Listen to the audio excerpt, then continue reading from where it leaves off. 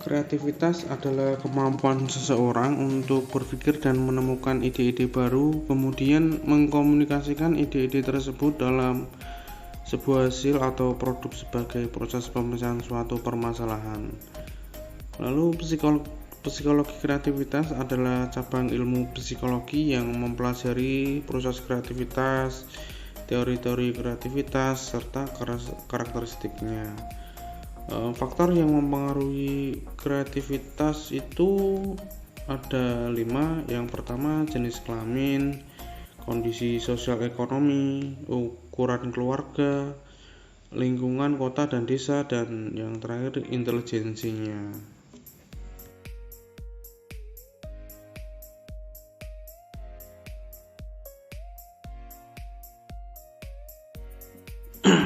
Lalu teori 4P, kreativitas bisa dimiliki semua orang dengan membangun potensi kreatif di dalam dirinya. Definisi kreativitas 4P yaitu yang pertama ada person atau pribadi. Ditinjau dari aspek pribadi, kreativitas muncul dari interaksi pribadi yang unik dengan lingkungannya. Yang kedua proses, ditinjau sebagai proses. Menurut Torrance 1988,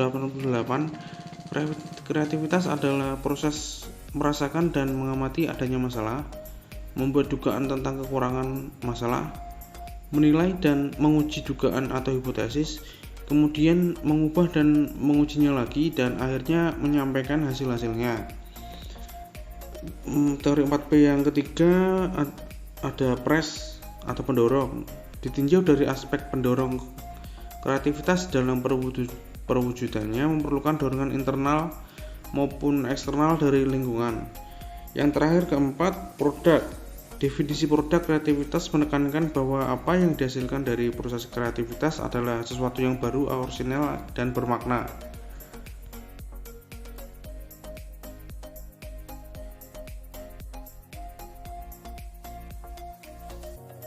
Selanjutnya, faktor pendukung dan penghambat kreativitas.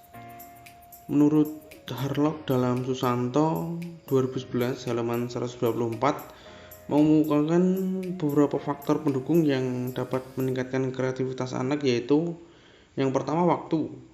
Anak akan kreatif apabila diberikan waktu bebas untuk bermain dengan gagasan dan konsep yang dimilikinya. Yang kedua, kesempatan menyendiri. Hanya apabila tidak dapat tekanan dari kelompok sosial anak menjadi kreatif. Yang ketiga, dorongan terlepas dari seberapa jauh prestasi anak memenuhi standar orang dewasa. Untuk menjadi kreatif, anak harus bebas dari ejekan dan kritikan. Lalu yang keempat, sarana. Sarana untuk bermain dan kelak sarana lainnya harus disediakan untuk merangsang dorongan eksperimentasi dan eksplorasi yang merupakan unsur penting dari semua kreativitas.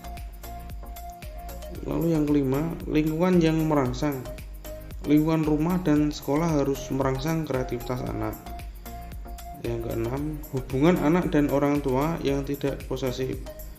Orang tua yang tidak selalu posesif terhadap anak mendorong anak untuk mandiri dan percaya diri. Dua kualitas yang sangat mendukung kreativitas. Lalu selanjutnya, cara mendidik anak. Mendidik anak secara demokratis di rumah dan di sekolah dapat meningkatkan kreativitas, sedangkan cara mendidik otoriter malah memadamkannya.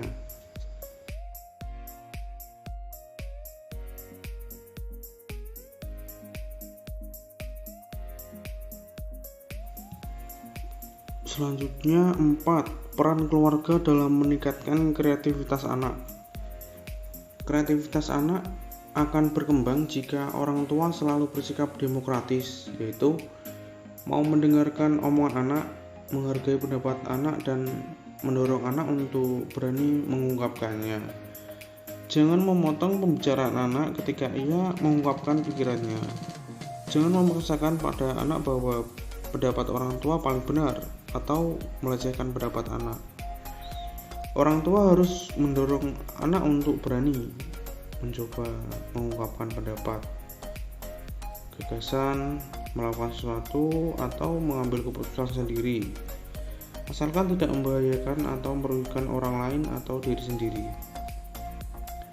Jangan mengancam atau menghukum anak kalau pendapat atau perbuatannya dianggap salah oleh orang tua. Anak tidaklah salah, mereka umumnya belum tahu atau dalam tahap belajar ya. Oleh karena itu, tanyakan mengapa mereka berpendapat atau berbuat demikian, beri kesempatan untuk mengemukakan alasan-alasannya. Seperti itu. Lalu keluarga juga harus merangsang anak untuk tertarik mengamati dan mempertanyakan tentang berbagai benda atau kejadian di sekeliling kita yang mereka dengar, lihat, rasakan, atau mereka pikirkan dalam kehidupan sehari-hari. Seperti itu, jadi kemampuan anak akan meningkat ya, kreativitasnya akan muncul jika kita melakukan hal-hal tersebut.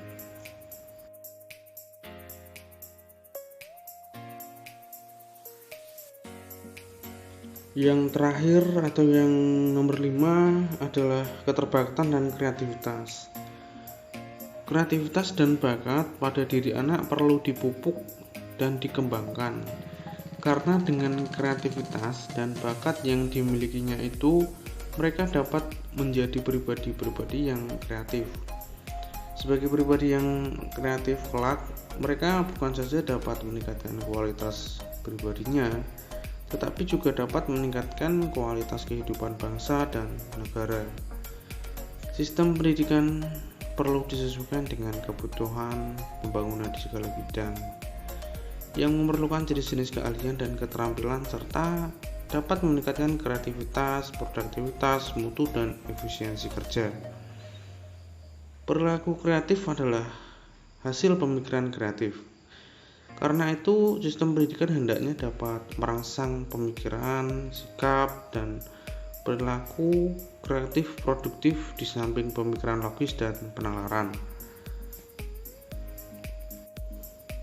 Galton menjelaskan bahwa keterbatasan itu merupakan suatu kemampuan alami yang berupa kombinasi sifat-sifat kapasitas intelektual, kemauan yang kuat, dan memiliki unjuk kerja seperti itu.